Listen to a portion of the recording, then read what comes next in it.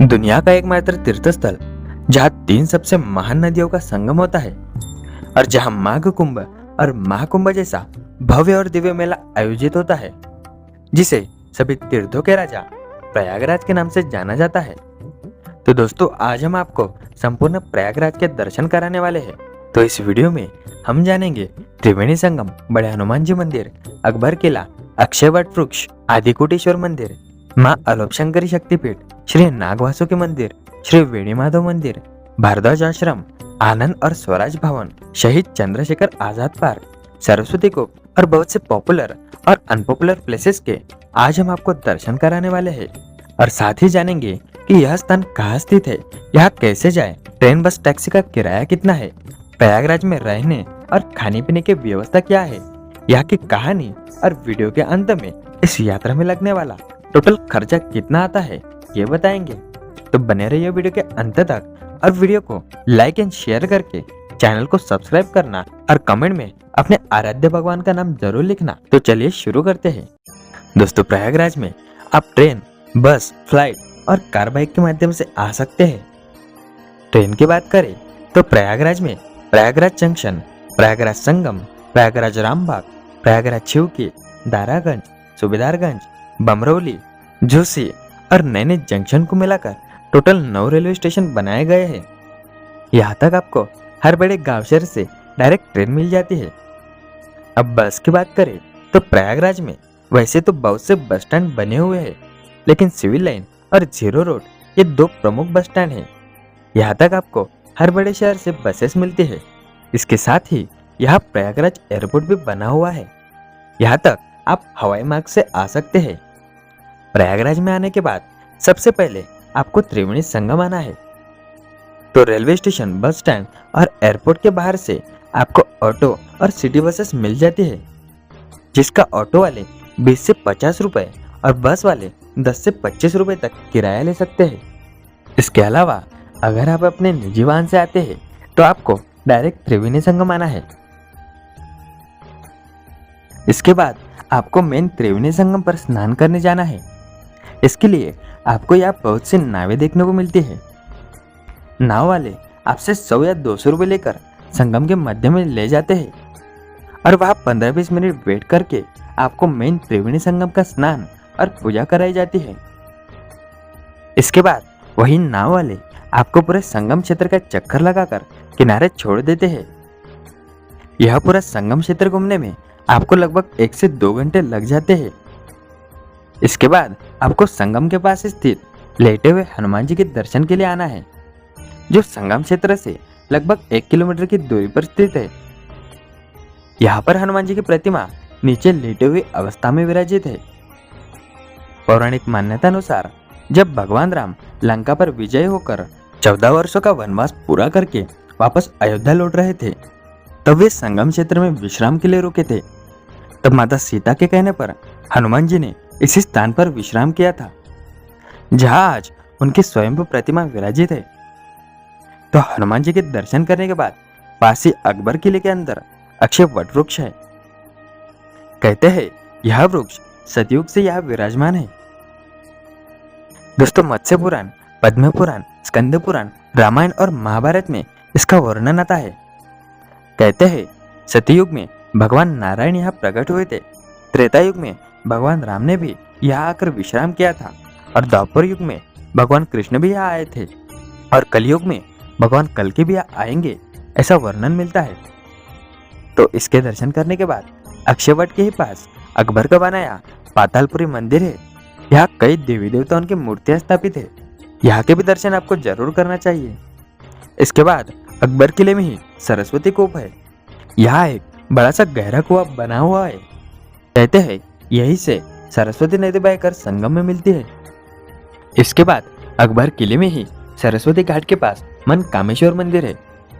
यहाँ भगवान शिव ने काम को भस्म कर स्वयं यहाँ विराजित हुए थे और त्रेता में जब भगवान राम संगम पर विश्राम करने के लिए रुके थे, तब उन्होंने यहाँ आकर भगवान शिव की पूजा अर्चना की थी। तो यहाँ के दर्शन करने के बाद आप चाहो तो संपूर्ण किला घूम सकते हैं। इसके बाद आपको आना है माँ अलोपशंकरी देवी मंदिर, जो माता सती के 51 शक्तिपीठों में से एक है। यहाँ पर माता सती के दाएं हाथ का पंजा गिरा था। इस मंदिर में माता के एक झूले के रूप में दर्शन होते हैं। तो यहाँ के दर्शन करने के बाद यहाँ से 2 किलोमीटर की दूरी पर दारागंज में श्री वेणुमाधव मंदिर आना है। यह भगवान विष्णु त्रिवेणी संगम की रक्षा करने के लिए स्वयं विराजमान हुए थे। तो यहाँ के दर्शन करने के बाद यहीं से सीधे दारागंज घाट मार्ग से 1.5 किलोमीटर आगे जाने पर आपको नागवासुकी मंदिर देखने को मिलता है। पुराणों में भी इस मंदिर का वर्णन आता है।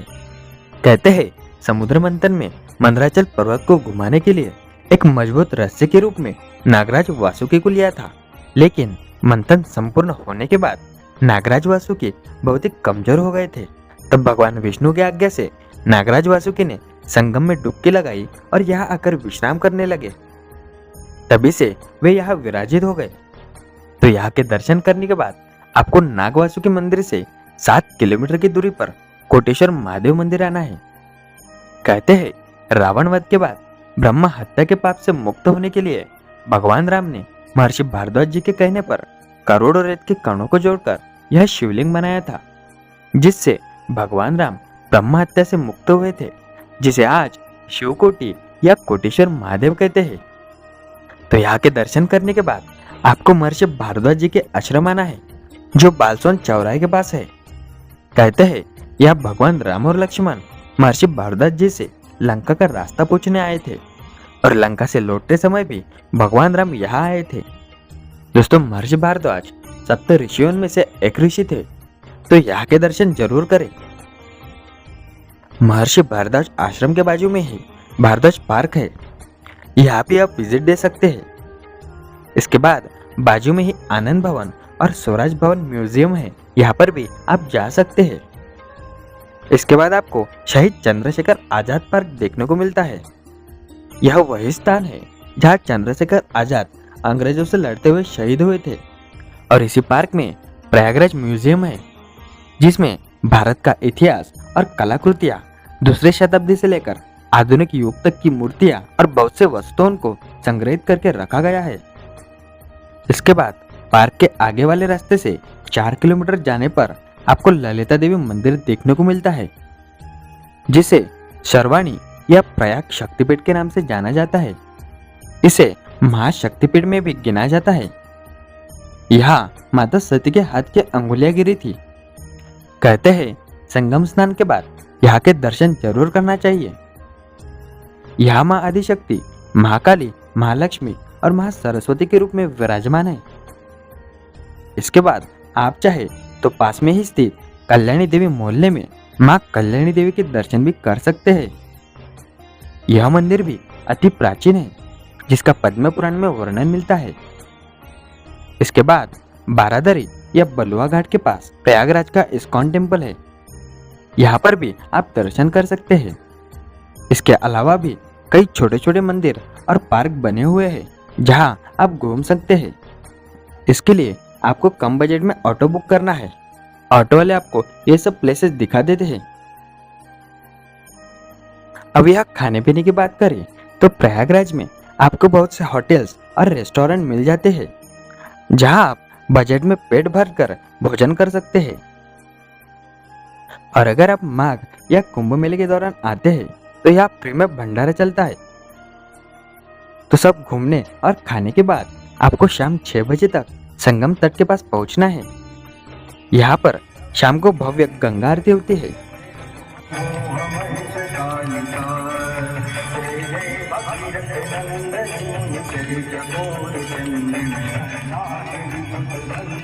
तो गंगा आरती का दर्शन कर आप चाहे तो शाम में ही अपने गांव शहर के लिए रवाना हो सकते हैं, या फिर आप यहाँ होटल्स और धर्मशाला में रुक सकते हैं। अब यहाँ नाइट स्टे की बात करें तो प्रयागराज में बहुत से होटल्स और धर्मशाला बने हुए हैं, जो लो बजट में अच्छी सुविधा प्रदान करते हैं। और अगर आप माघ मेला या कुंभ मेले के दौरान आते हैं तो आपको जगह जगह पर रैन बसेरा और जन आश्रय स्थल देखने को मिलते हैं, जो बिल्कुल भी फ्री होते हैं। तो दोस्तों, यहाँ पर हमारी प्रयागराज दर्शन की यात्रा संपूर्ण होती है। तो अब बात करते हैं इस यात्रा में लगने वाले खर्चे की। दोस्तों, नॉर्मल फैसिलिटी में आपको 1 दिन 1 रात का 3 से 4 हजार रुपये खर्चा लगता है। और अगर आप वीआईपी फैसिलिटी यूज करते हैं तो यह खर्चा और भी बढ़ जाता है। तो दोस्तों, अगर आपको यह वीडियो हेल्पफुल लगा हो तो वीडियो को अपने मित्र परिवारजनों के साथ जरूर शेयर करना और चैनल को सब्सक्राइब करके कमेंट में हर हर महादेव जरूर लिखना। मिलते हैं ऐसे ही अगली यात्रा पर।